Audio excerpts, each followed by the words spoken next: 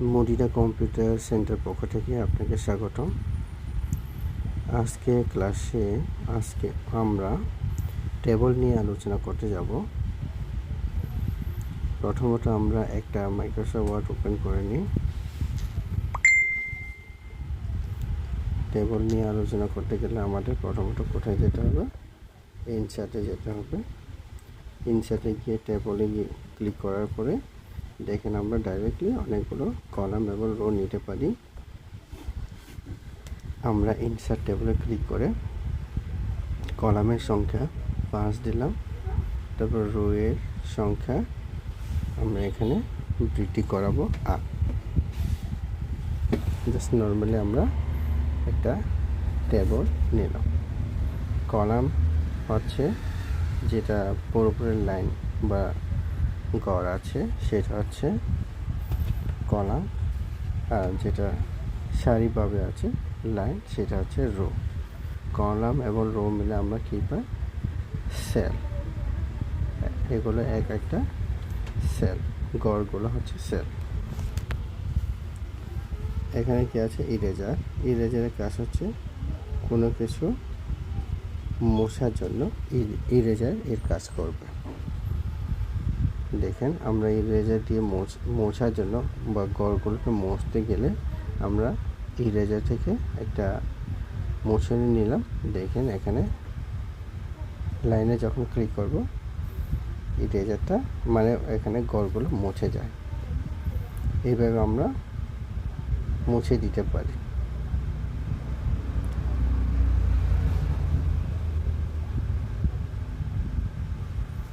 এটা হচ্ছে ইরেজারের কাজ। তার পাশে কি আছে? Draw table. ড্র টেবলের কাজ কি?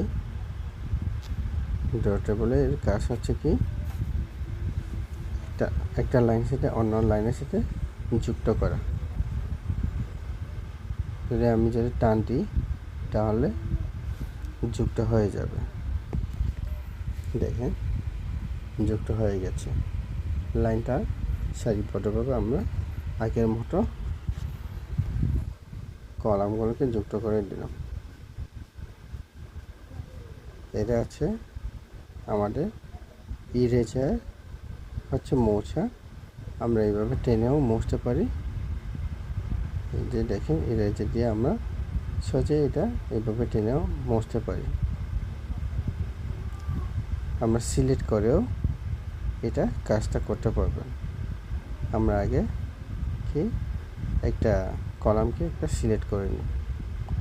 এই যে সিলেক্টের মাউসে কী করলাম? Right button click. এই যে রাইট বাটন ক্লিক করে কি আছে? সেল অ্যালাইন, মার্সেল চলে আসছে। এই যে মার্সেল ক্লিক। মার্সেলে ক্লিক করলে গড়গুলো মুছে যায় বা ইরেজার দিয়েও মোছা যায়। আমরা ড্র টেবল দিয়েও আমরা আগের মতো লাইনগুলোকে এইভাবে টানা কাজ করা যায়। এটা টেবলকে বিভিন্ন ডিজাইন আকারে কাজ করা যায়। আমরা আলোচনা করছি এখন ইরেজার এবং টেবল দুইটাকে কি ব্যবহার করা হয়, কিভাবে ব্যবহার করলে টেবলটা সুন্দর হয়। একটা কলাম মুছে আমরা এখানে কি লিখলাম? Tiffin break. টিফিন ব্রেক লেখার পরে দেখেন লেখা থেকে আমরা টেক্সট ডিরেকশনের কাজ করব।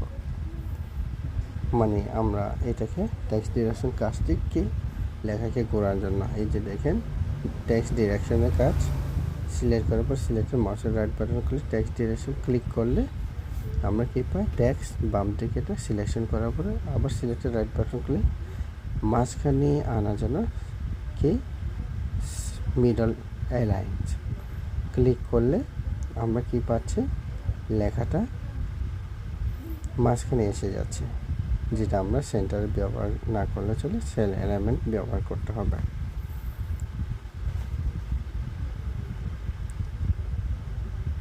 আমরা টেবলকে এইভাবে লেখাটা ঘোরানো যায়। আরও নতুন পাওয়ার জন্য সাবস্ক্রাইব করবেন।